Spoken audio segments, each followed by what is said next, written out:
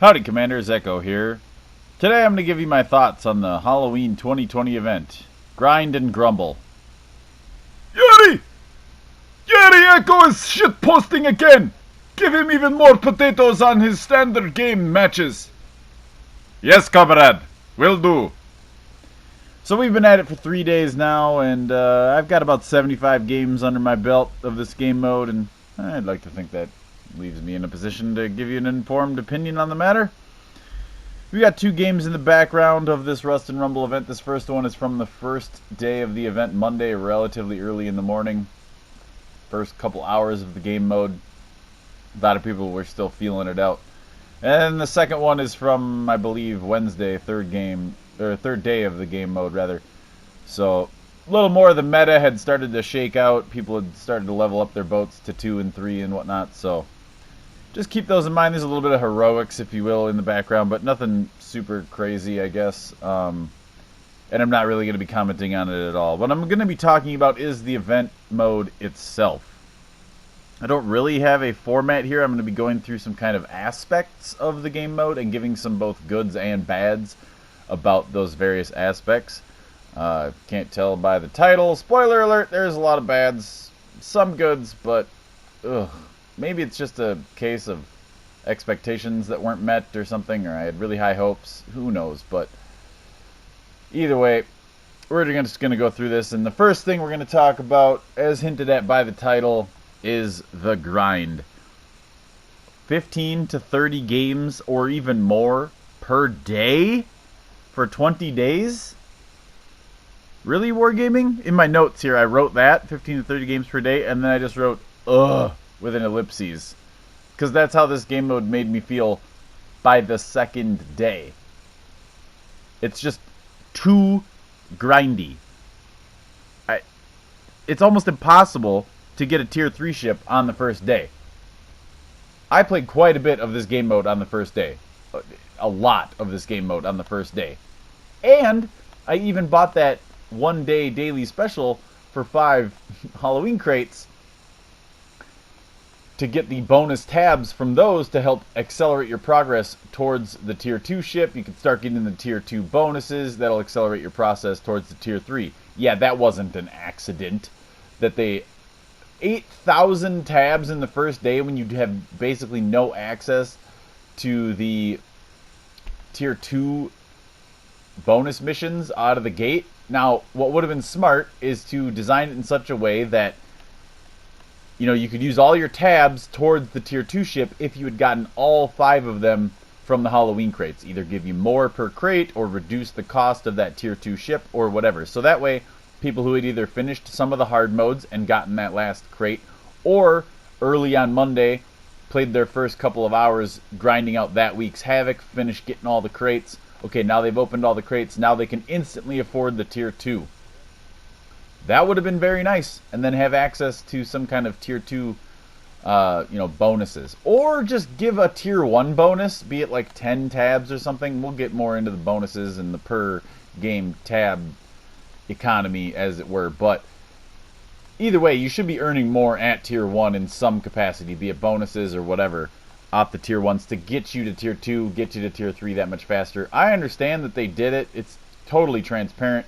They did it to try to sell those day 1 bundles of 5 more crates so people could get to the tier 2s really quickly with just a couple of games at tier 1. Yeah, it's incredibly obvious. We see what you're doing there, Wargaming. Either way, the grind is ridiculous. And I hear you out there. Oh, Echo, it's a free-to-play game. You don't have to play it. Nobody's holding the gun to your head. Duh. And I also hear you out there saying, Oh, it's just another game mode. You don't have to play it. You can play AI or standard the whole time. You don't ever have to play ranked, so why are you griping about this? Well, yeah, the rewards from ranked aren't that great. It's like some containers and some blue commendations that I already have 20 of, and I haven't even used all of them of, so whatever, who cares? It's not like through ranked you can get some kind of commander that is just strictly better than the base commanders. It's called power creep, ladies and gentlemen. Mordov is just a better Halsey. If you use Halsey on the Americans, you're just now that much worse than anybody running Mordov. AP damage on American DDs. Whole games go by where you don't use AP on American DDs. But you shoot your guns a heck of a lot of the time, so an extra 5% plus on the reload, yeah, that's pretty good. You're just going to be 5% worse than anybody else you're in a DPM trade with in an American DD. Have fun. I run Von Spee on the German DDs.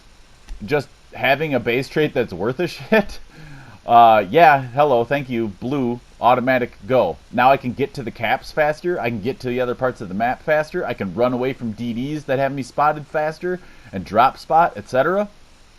Yeah, in order to remain competitive in the game, it's called power creep. Swirsky was really good when the game came out. Pretty much fallen out of the meta now. Von Spee and Halsey are now completely irrelevant. And, though I do not run a Gurren build, you're pretty much going to have Splendento in your lineup in the event that the meta changes in some way that turret traverse on DDs becomes a relevant part of the meta. Or they release some sort of Soviet DD that is just strictly better with him on it over Trubetskoy. So there you go. In order to remain competitive in the meta, you've got to have these three commanders. Oh, by the way, the Ognavoy looks like one of the most broken ships the game has ever seen at tier 6 at least. Probably going to be tier for tier better than a lot of the tier 7 premiums they've released lately, and that's saying a lot over things like the Wichita. Yeah. Jean Bart. Yeah. I don't know if you guys have been seeing these reviews, but people are doing some crazy things in Ognavoy. Hivehound got a Kraken in his first game in it. Yeah, let's go here.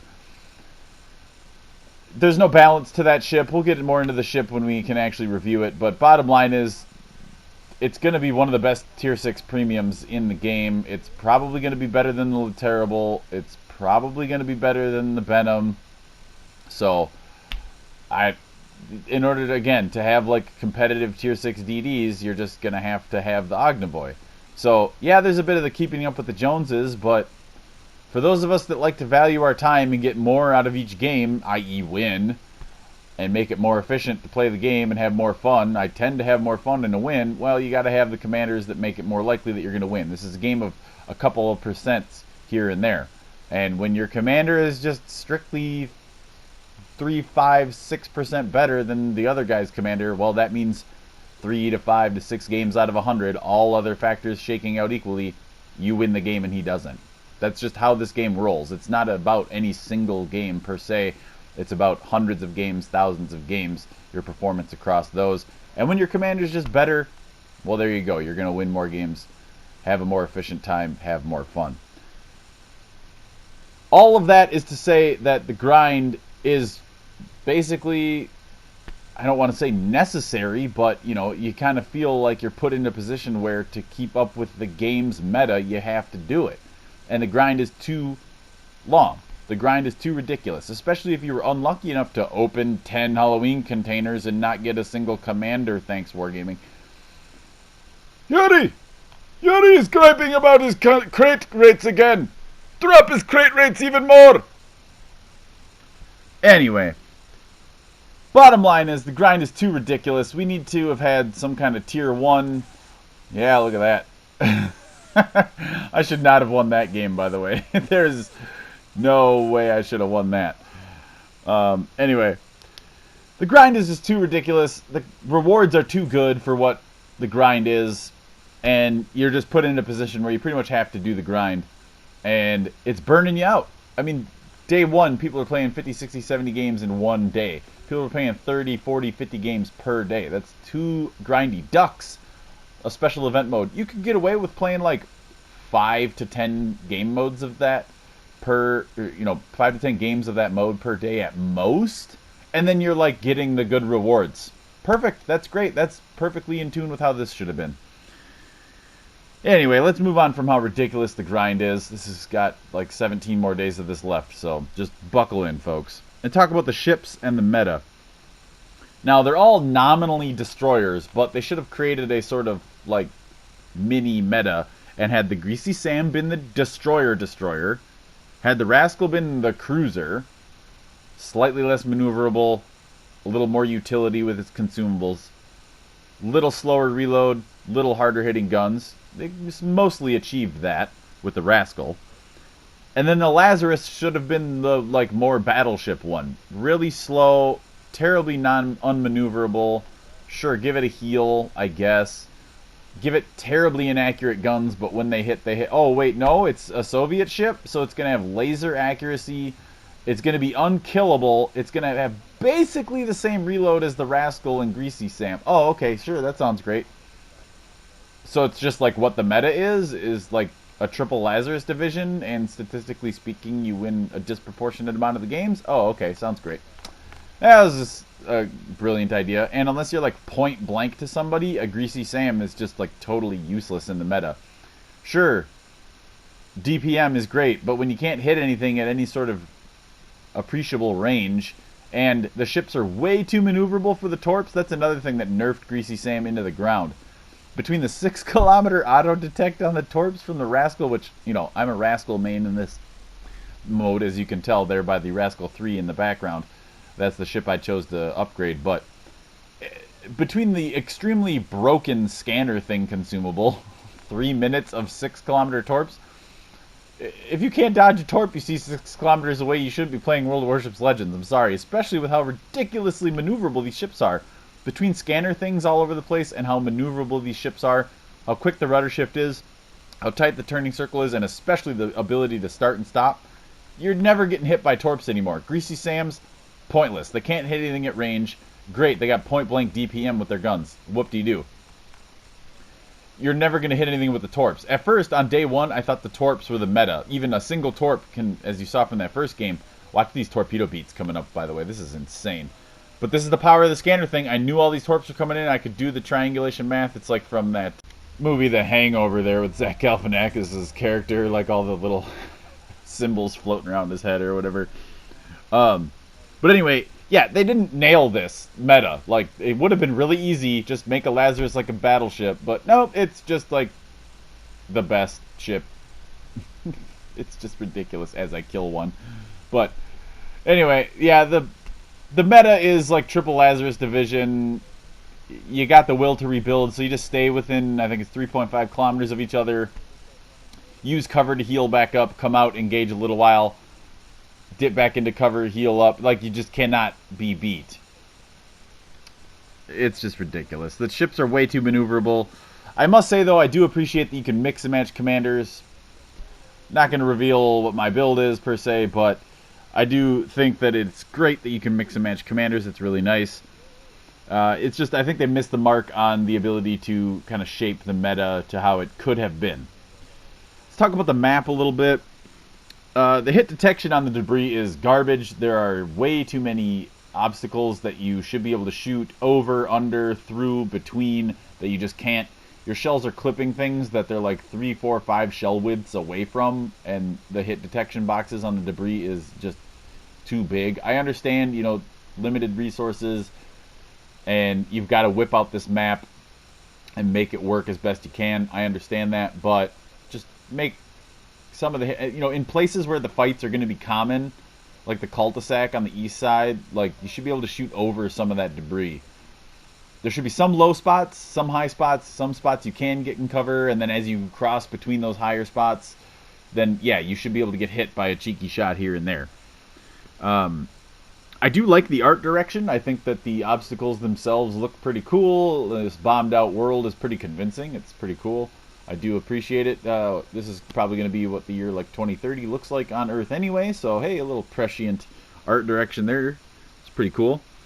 I think the map layout is just not that great. It's way too cluttered in the middle, and then there's just like nothing going on the outskirts. And it's a freaking huge map. It's over 30 kilometers across from corner to corner. Why? It's supposed to be a fast-paced gameplay. I understand that, and this is one thing I commend them about from the map's construction and design standpoint, is that they did a good job. They learned from Ducks. If you guys remember back to Ducks, there were 4 spawns on that map of 12 that you were screwed. And if you won from one of those spawns, you're like super duper uber unicorn, because you spawned, you had 2 guys who had nothing better to shoot at except you, and you had to fight too. It was 4 of those spawns were guaranteed to be 2-on-1s if those other 2 guys you were fighting played the way that the map encouraged them to play. Meanwhile, 4 of the other spawns didn't have anybody to fight at the beginning, and they could just like pick apart the carcasses from the initial engagements, be at full health, and fight a bunch of dudes at like quarter to third health. So they learned from ducks, and they set it up in such a way that it's like 2 teams are encouraged to fight each other, the other 2 teams are encouraged to fight each other, and then the winners of both of those fights kind of meet in the middle. But I would have liked to see a little less cluster in the middle, a little more distribution of the debris, and then tying into that is the fact that the fights kind of always happen in the same place. And one thing that could have been done to change that is by changing the mechanics of the mode. And they could have, put the spawns. I do like how the spawns are slightly randomized, if y'all have noticed. That the spawns are kind of not always in exactly the same spot like they are in standard/AI modes. There's a bit of randomization to where they're at. But they do always spawn at the exact same times on the map. I think one thing that could have encouraged a little bit of broader diversity of the use of the map and playing all over different parts of the map is to always have new spawns coming up, new caps. As soon as one team gets a cap, then another cap pops up somewhere else on the map, and it encourages the teams to drift to other parts of the map to get these caps. And the way you could incentivize people actually going for the caps is to have the caps be worth an increasing amount of tabs. Like, the first cap you get is worth 5 or 10 tabs or whatever, and then each subsequent cap is worth an additional 5. So it's worth 5 at first, then 10, then 15, then 20, then 25 per cap. And or you could have had some sort of system where it's like, this one is your cap and it's got your team's color on it, and then this one is another team's cap, and that's worth bonus. It's like stealing in some kind of game show or something where you steal from the other team and it's worth more or something like that. Yeah, shouldn't have won that fight either. So, good little chuckle moment there. We're getting close to the end here. I do want to wrap it up quickly, but I just wish that there was some sort of way to make this game mode a little bit better. Hopefully Wargaming will take some of these points I've made in this ramble, if you will, this grumble, take them to heart and make the future game mode a little bit better. To get back to my Rust and Rumble preview video, we are earning enough silver at each tier to kind of cover the service costs of that tier. That's always great. But the bottom line is this game mode, one last point here, is that this game mode actually, because of the grind, because of the nature of the game mode, it actually encourages poor play. Shadow and I, a couple of times last night, I didn't save any replays of this, but a couple of times we tried to intentionally lose and just YOLO in to get your tabs per minute up and just get as many games out of the way as we could, and we still couldn't lose. We were playing poorly on purpose, and we still ended up winning games. It's just ridiculous. So, hashtag Dear Wargaming, I hope you guys see this and that you can maybe micro patch some of this stuff or change it for the future. Well, let me know below what you think of Rust and Rumble. Thanks an awful lot for listening, everyone. I greatly appreciate it. And as always, stay salty, Commanders.